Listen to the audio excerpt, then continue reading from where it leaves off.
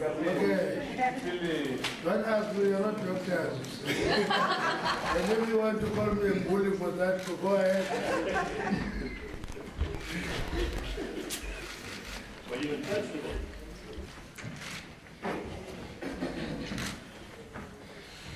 Good afternoon.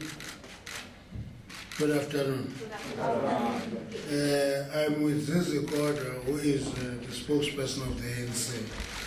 I don't know whether he was introduced officially or he just jumped into the work on and ran with it.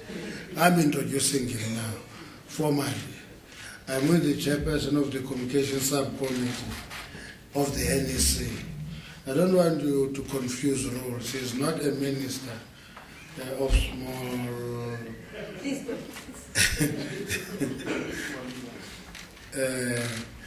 you see, we're ridiculing his ministry, so we call it a minister of small things. You want to make those small things big, you see. Thank you very much. The National Executive Committee met over the last 3 days.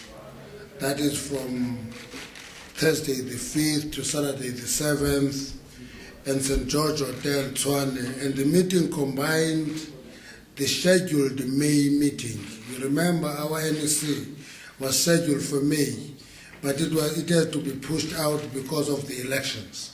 So that rescheduled meeting was there. It combined it with the Lekgotla, which was brought forward from July to June. You see, we pushed out the NEC from May to June and brought forward the Lekgotla from July to June, so that it must be before the Cabinet Lekgotla, which will precede the State of the Nation address of the new administration. The first day of the meeting was dedicated to the normal business of the NEC, with particular focus on the 2014 elections. The other 2 days were dedicated to the Lekgotla in preparation for the Cabinet Lekgotla that will precede the State of the Nation. In its analysis of the 2014 elections, the NEC expressed the following. First of all, it expressed satisfaction and happiness that the ANC won an overwhelming electoral victory, which demonstrated confidence from the majority of South Africans. At the same time, it is a resounding mandate on the ANC to seriously and speedily move South Africa forward. The ANC is thankful for this support from its leaders, members, volunteers, alliance partners, and the broader society. This massive effort turned around what was expected to be below 60% decline, which most pundits even predicted a 53% victory of the ANC would have been measured.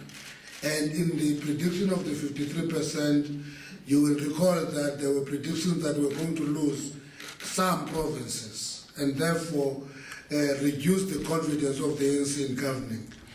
We together achieved it despite the onslaught from combined opposition forces, including some sections in the media and various organizations in our society, which were really on the offensive on the ANC. It is of significance to our mission that 20 years post-independence we have achieved such a milestone. The determination is based on the historic trends of many liberation movements in the world, finding it difficult to survive beyond 20 years. Noting our performance in some of the metros, the NEC recognized that this requires that we put greater effort on maintaining contact with and addressing concern of our support base. Also, the ANC must reconnect with the black middle classes, which are as a result of the progressive policies of the ANC.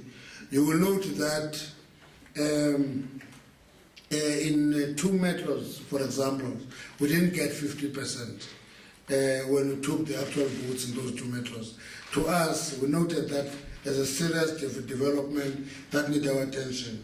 Against this, the background of the decline is the upward trend in the 4 provinces, KZN, the Eastern Cape, Western Cape, and the Northern Cape, registered growth in the support of the ANC. We have also recognized that small opposition parties have suffered severely in these elections. For example, you will notice that 3 of the parties in parliament, AZAPO, UCDP, Minority Front, have no representation in parliament this year. So that the impact, sometimes everybody analyze that there's a new party emerging, therefore the ANC will pay the price. Every time that happens, it is in the main the smaller opposition parties that pay dearly, and they pay heavily than the ANC is. The growth of the day, on the other hand, is today exactly where the Democratic Party and the Nationalist Party were in 1994. That is what our analysis tells us. Exactly. If you combine what the performance of the DP and the NP in 1994, the 22% is exactly where those two parties were in 1994. Deliberately, many analysts didn't even acknowledge the fact that the percentage achieved by the DA is a decline from its performance in the 2011 local government elections, because they want to praise this growth of the DA all the time. But the reality is that it has declined from where it was in 2011. So we noted those. The attack on the IEC by some opposition parties aimed at delegitimizing the institution so as to discredit the outcome concerned us greatly. We are pleased that the elections were declared free, fair, transparent, and credible, which means that that effort collapsed as those group of opposition parties tried to discredit the IEC.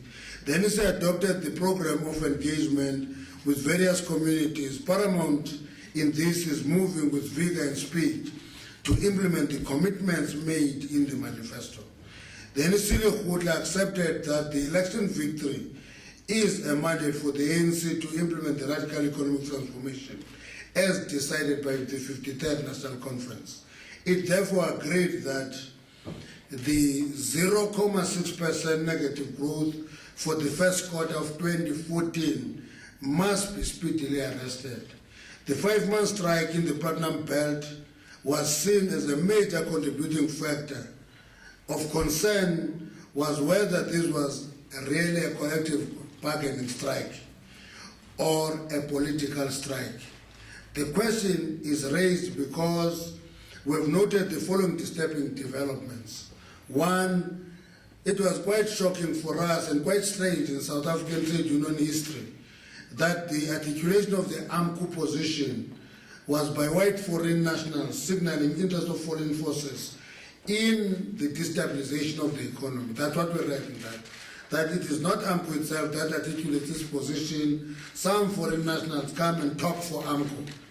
And it is a signal, small as it may sound, of foreign forces taking an active interest in destabilizing South Africa and its economy.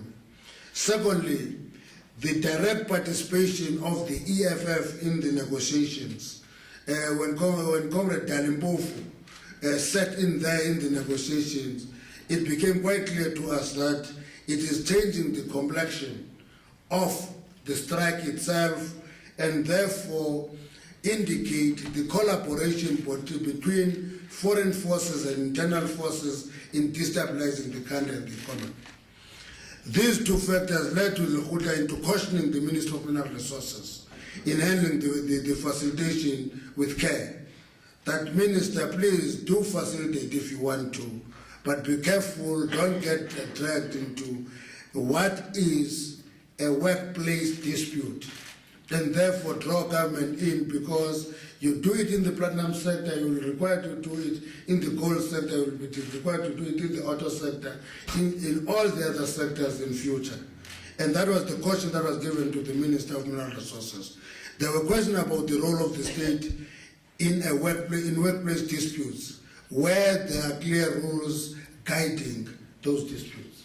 Our view is that if we want to change the system, let's take a decision deliberately that bargaining will be done by the state. I know that there are countries where labor parties determine increases annually for the economy, and therefore the net effect of that in the long term is the decline of the influence of trade unions. Then the state takes over and the trade unions decline.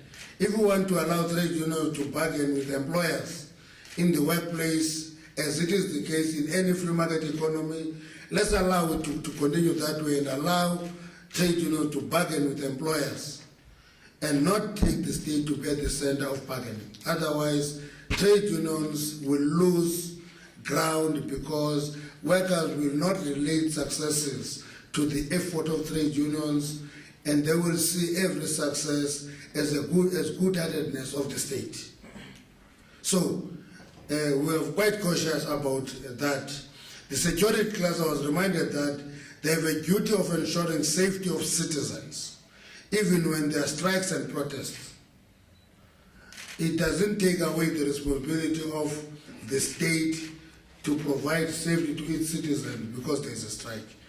And the state cannot be helpless when citizens are killed most of the day. We are saying that in view of the fact that in the strike in the Platinum Belt, 5 workers have been killed since it started. And that has happened on the last few weeks. At the beginning it was quite peaceful, it went very well.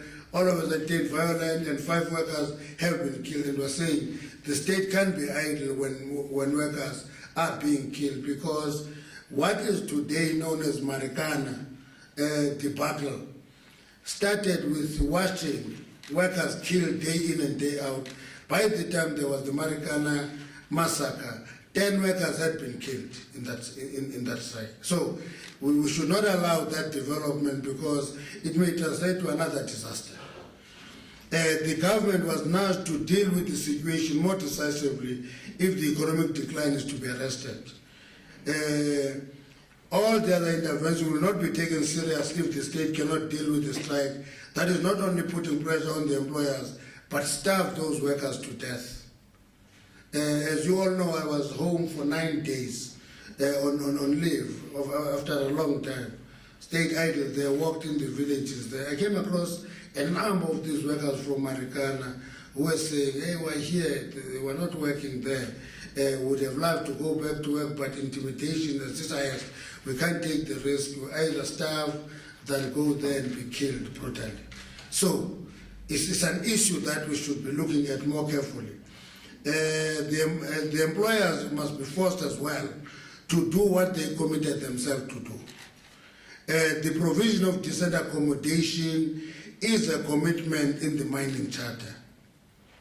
So we can't talk from both sides of our mouths when we must talk about decent accommodation conditions of those mine workers. And decent wages and salaries is not ideological, but important one for livelihoods of those workers. But all this must be negotiated within the rules and the bargaining conventions. That is what we have said. If we want to address the economic decline, we must deal with that strike and revisit the management of strike generally in the country. Because if it is a free-for-all, you'll find all forces coming here to destabilize us. They don't have this space in their own countries. We have a fertile ground here to destabilize the economy. Among the key priorities of the 5th administration is the implementation of the energy master plan to unlock the economic potential of the country. And that energy master plan includes one looking into the electricity and the energy mix in terms of the electricity, and we look into the hydraulic fracturing in the Karoo, deep sea oil discoveries, and we must manage that carefully and ensure that it becomes a game changer in the economy. Public investment in this regard must have as its aim to crowd in the private investment as well, while simultaneously enhancing the role of the state and explaining black participation in the economy. So it's not just trying to exploit the sector, set it up, ignore the importance of the state participation, ignore the question of involving black South Africans in the economy. The Lekgotla gave close attention to the issues related to improving the performance of local government. In this regard, we agreed that deployment to local government, especially in metros, should take full account of their strategic importance in the economic and social life of South Africa. We again agreed that appointments to key positions in municipality must be based on competence, and that the tendency to interfere in the appointment process by political structures in some areas should be eliminated. That does not take away the importance of loyalty. It doesn't mean that you just look into competence and take people who have no clue what the program of the governing party is. So that loyalty to the programs of the governing party should underpin and be complemented with competence. So in other words, it should not be political connection only that determines the appointments. Competence should be decisive in the appointments of people to key positions in the local government. I'm raising this point to avoid confusion that is seeking to demonize deployment of cadres as actually an inhibiting factor, when it is actually important that you can't implement a government program with cadres who do not understand that program. But those cadres must be competent. That is the emphasis we're putting. The problem surrounding the billing system in some municipalities was acknowledged. It was emphatic that all our metros must move with urgency to resolve this matter. The Lekgotla also reaffirmed its commitment to youth empowerment. The 60% set aside of youth initiative as contained in the youth accord should be implemented. That is in terms of employment and in terms of youth companies in the infrastructure projects. All our priority areas were emphasized that of health, education, rural development, land reform and agrarian reform, corruption and crime. This is the moment clearly and practical to demonstrate to our people that we have had them, that we are humbled by the mandate they have given us, and that we shall move South Africa forward faster. To achieve this, we need to work with all sectors of society to lift the economy to a higher growth path and to enhance the efficiency and effectiveness of the state and improve the people's lives. We therefore expect government to concretize all the decisions that have been adopted by the Lekgotla into practical plans that will inform both the medium-term strategic framework and the State of the Nation address. This will be taken for discussion as an input to the Cabinet Lekgotla, which is this week. Most importantly, our people expect a sense of agency in what we do as the ANC and as government. We should not disappoint them. That is the end of our statement. Thank you very much.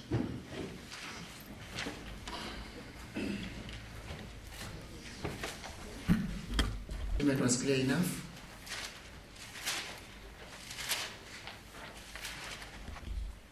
Just had a quick question on President Zuma. Obviously, he was admitted to hospital yesterday. Have you spoke to him recently, and if you have, how was he? The next one. From ENCA.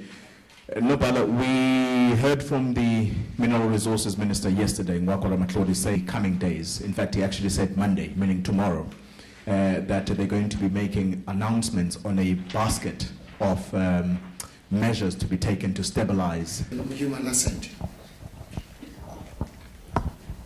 I'm Ranjini Mansami from the Daily Maverick, the National Development Plan. I just want to find out how far is that process, because you already were still problems with the area and the economy. Thanks. Thank you.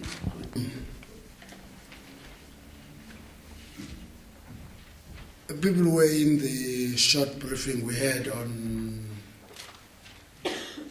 Friday. Was it Friday? We explained in that briefing that we have released Comrade Zuma to go and relax because from where we were, the punishing election program was taking its toll, not on him only, on many of us. That's why I was also forced to take 9 days off. I was resisting and say, oh, I don't want to go and I was told to go away and rest, otherwise I'm going to collapse. And we did the same thing with President Zuma. We'll do it with the next and the next and the next.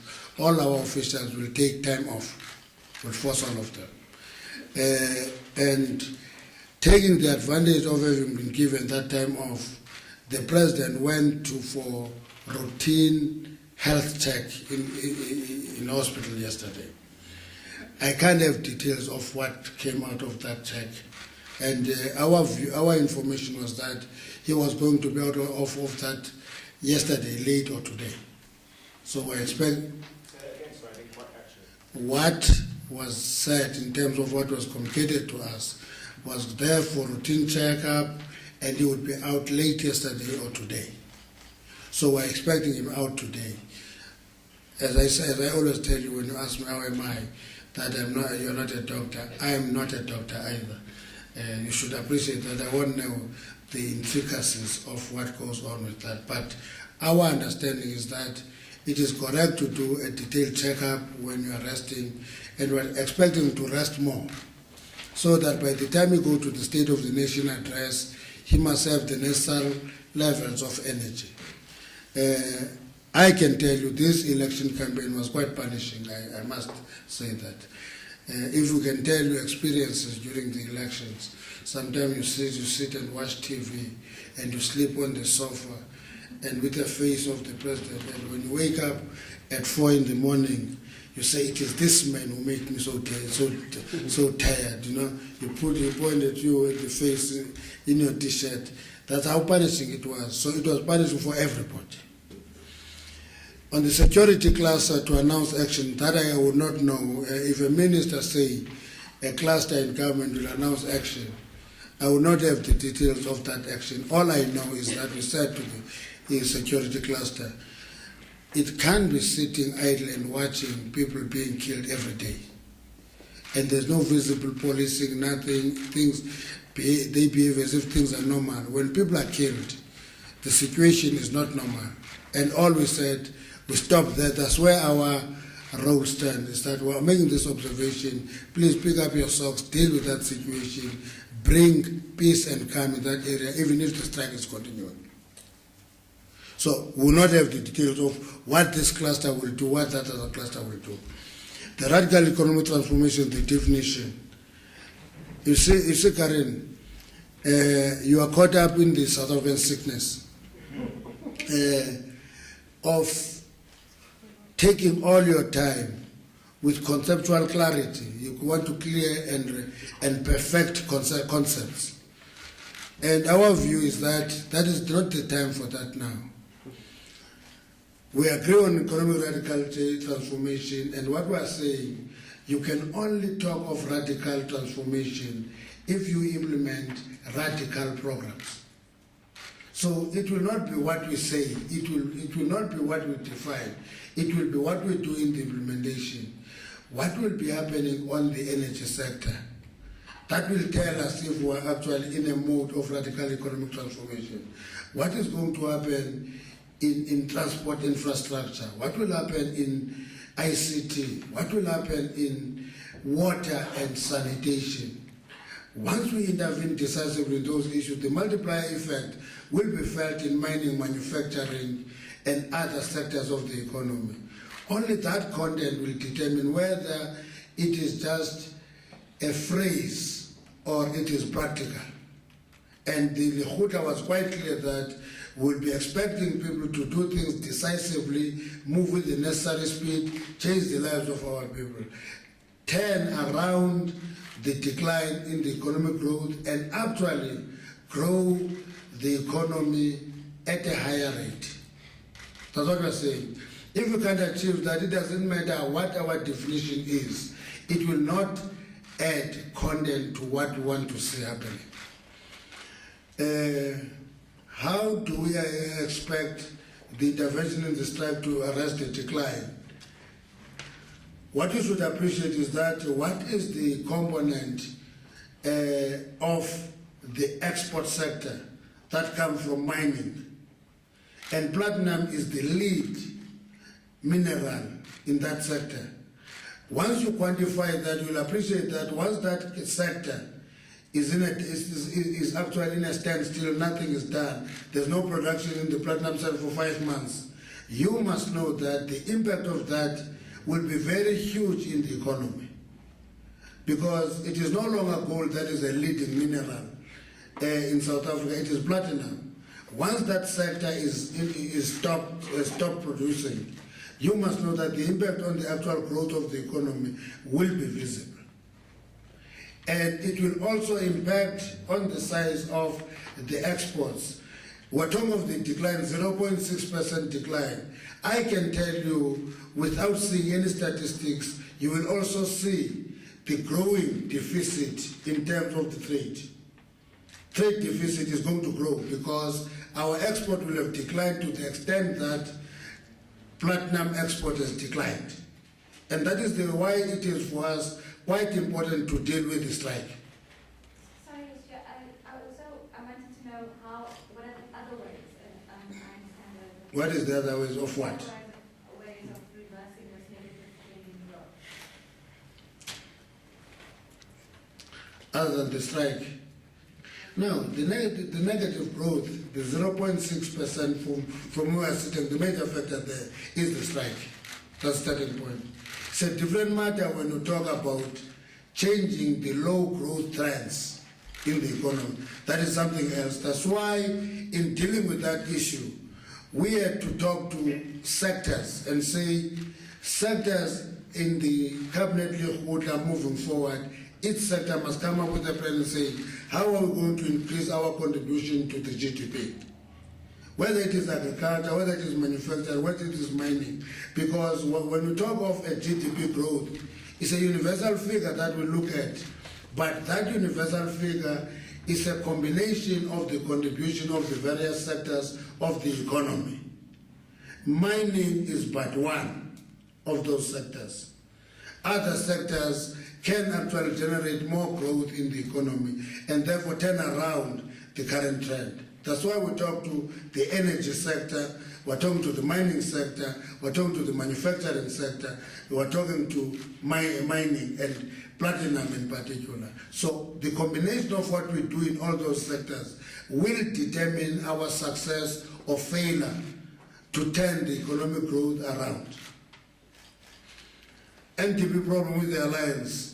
The alliance partners were in the Lekgotla Ranjeni, okay? They were in the Lekgotla. If you go, you're going to the Alliance Summit last year, go to the manifesto. What is our commitment? We said we are going to implement the NDP. We'll continue engaging on areas where there are disagreements, and that's how it should be, by the way. Any plan should be implemented because its failure or success can only be in the implementation. If we sit there, try to perfect the NDP and do nothing, we can actually stay for many, many years and never have any results. So we're in the implementation stage. The NDP guides our program of implementation. We'll engage our allies on areas of disagreement, but we cannot sit back and say, we'll not do anything until there's agreement by everybody. I don't know if you ever heard of the Chinese expression that development is an irrefutable argument. Yes, development is an irrefutable argument, which means until you implement, you have successes. When you have successes, you don't need to argue conceptually. You can point to successes. When there are failures, you don't need to argue conceptually. You can point to failures and correct them. That is the frame of mind we're in now. Sorry, I was asking what's the progress with the task team? The task team is doing its work, the engagement is continuing, but we're not going to wait for it to say we've completed our work, we agree on everything now. We can't do that. Thank you, SG. I'm sure that suffices all the questions we had. Wow. SG, I think you had the conceptual clarity of every question was raised. Thanks very much, members of the media. That concludes. Asana, you see, there will be only one person in the second round.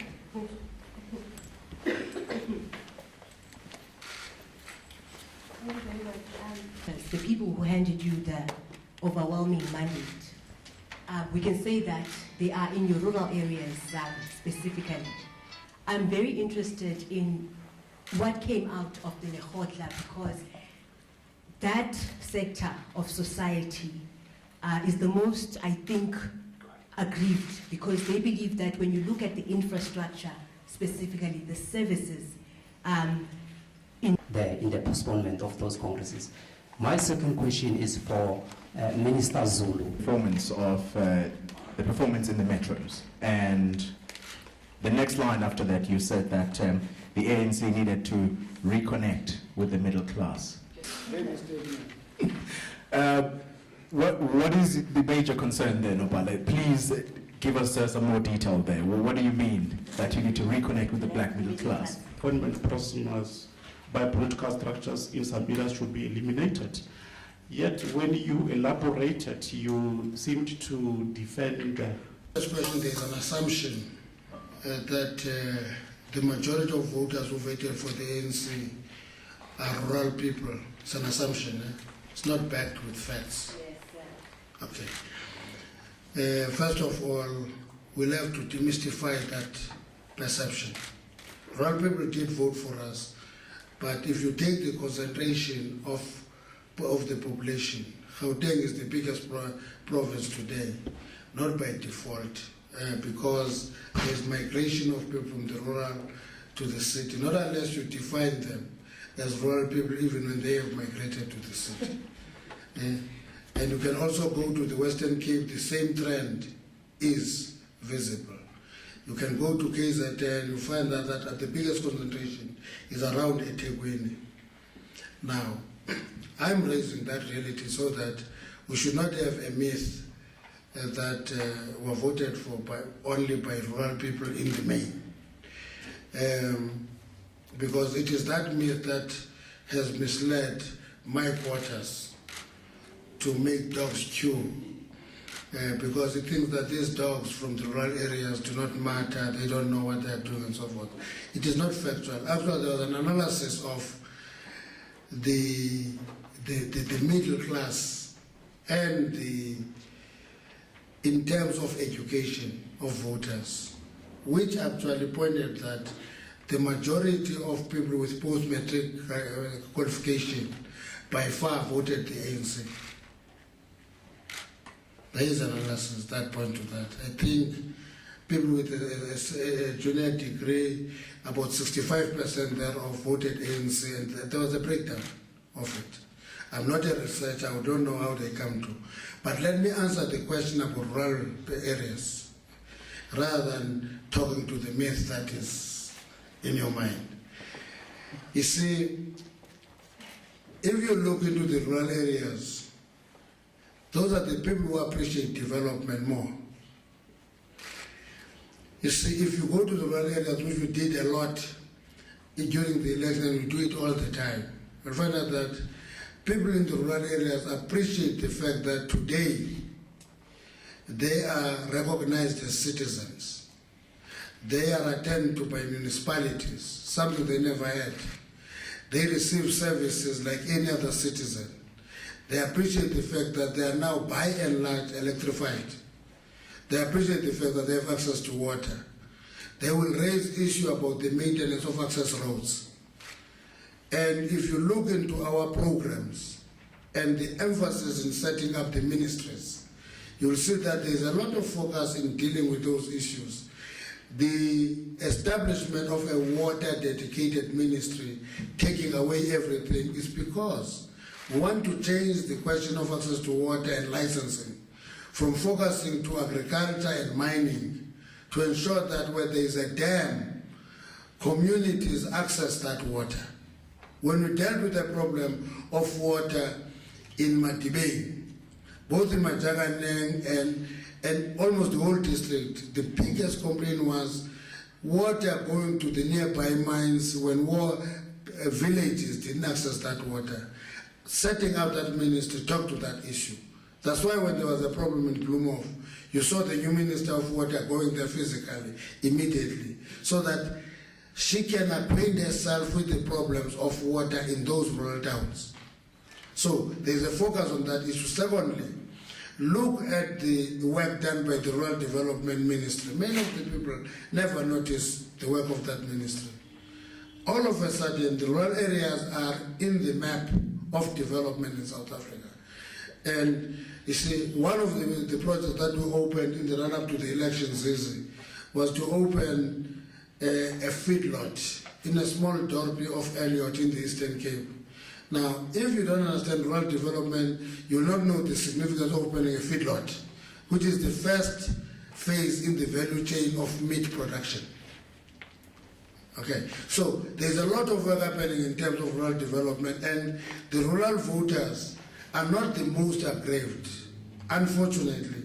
That's why you find out that if you take statistics of protests, they will be concentrated in Gauteng, in the Western Cape, in other areas. But if you go to the rural areas in the main, you won't find a lot of an aggrieved society. It's not in the rural areas because rural people, what we like about them, what they like about them is that they appreciate development. So I don't know what the rural areas are you talking about when you say they're the most aggrieved. Continues. If I may interject, Nobala. Yes. The fact that which is not allowed in media briefings, by the way, but continue. I'm sorry, sir. Thank you for indulging. The fact that there's no progress in the rural areas cannot be. Is that the only measure that you're using to? Which rural area are you talking about? I'm from Kala. I'm in a rural area. In Elliot, where is that? I'm in Elliot. I'm in Kala. I know that where I stay. In 1994, there was no electricity in those villages. There's electricity today. And in 2014, there's still no electricity in some places. That is the 14% remaining, which we must do. We took electrification from 39% to 86%, and mainly rural areas. If we didn't do that, we wouldn't be talking about the outstanding 14%. So you can't measure rural areas on in terms of the outstanding 14% and ignore the growth from 39 to 86. That is unscientific. Unless you do what normally is done by many analysts and journalists of looking for the negative. If you're looking for the negative, that's what you're going to find. But if you go to rural areas and check development, you will see the difference. One of the things we do well, one time I traveled from Lusikisiki to Kala at night. One of the things that excited me is to see lights all over. Something you could only dream of in 1994.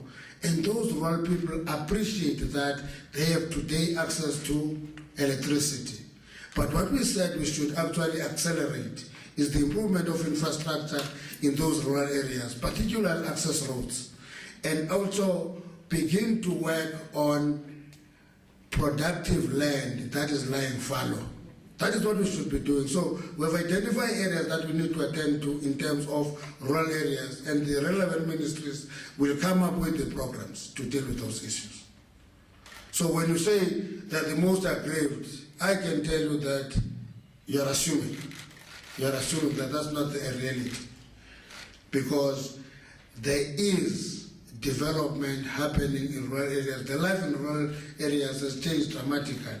What we should be working for is to convert rural towns into economic nodes where there is money circulation. I must be able to use land, produce, sell in the supermarkets in that town, and there is money circulation in that area.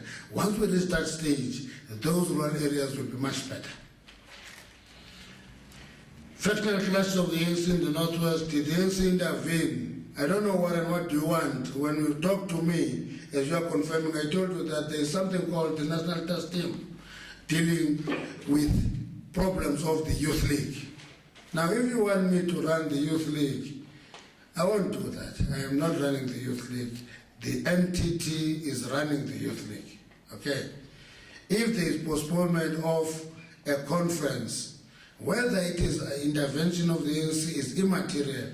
The NTT will postpone that conference. It is not the ANC that will postpone the conference. And I think that should be understood that when we deal with the leagues, we don't babysit them. We talked to them that if there's a problem in that province, please don't rush into a conference when there are many problems. Attend to the problems, deal with them, work on them, and the entity will deal with those problems, not the ANC. The Minister of Small and Medium Enterprises, you want the address? I'm sure you'll give her the card. Eh? You'll give her the card so that you can go to the address. It is not a media briefing of ministries. This is a media briefing of the ANC. Ministries, after the Cabinet Lekgotla, when they have clarified what they want to do, I can assure you, Warren, you will be invited to many media briefings where each ministry will brief you of what they want to do. Okay? Now, if you say because the chairperson of communication is here, you happen to know that she's a minister in a particular portfolio, you wanted to make a media briefing of that portfolio here, you are committing a dangerous mistake. Next week in the next media briefing, you ask us, why is there no distinction between government, the state and the ANC? You'll ask the same question. Yes, sir. There is no briefing of the Ministry of Small, Medium Enterprises and Cooperatives here today.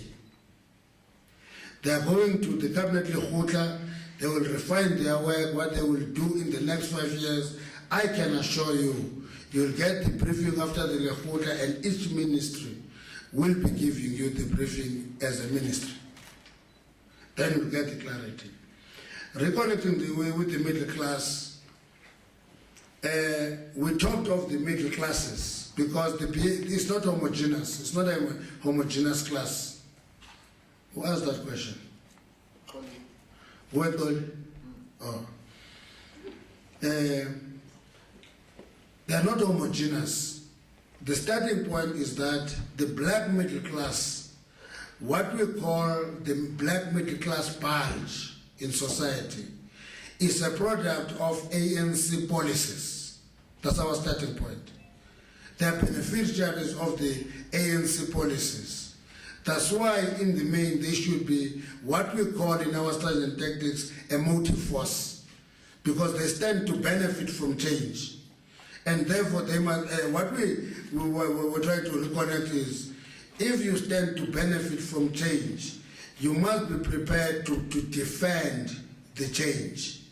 That is what we are going to be interrogating. Why should they benefit from change and not be ready to defend the change? That is what the reconnection is. So that means we must interact with them more, try to understand their thinking, try to understand their logic, because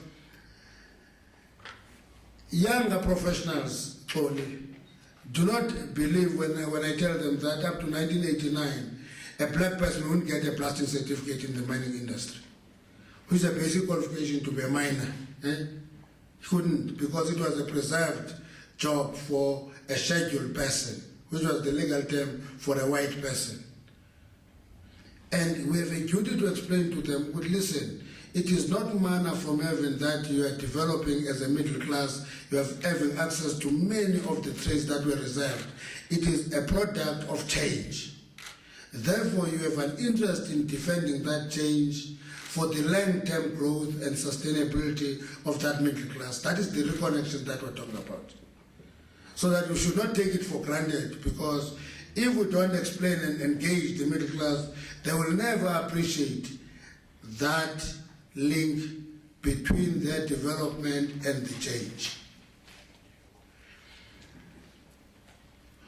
Warren, should I answer that because Karen has left now? Not here. Oh. Sitting by the class. Okay. I don't know whether the Warren still is there. But what is important is that a party that contests elections does not dismantle its structures when the elections are over. Because there are other elections every 2.5 years, actually. We normally talk of election every 5 years. In South Africa, we have elections after 2.5 years.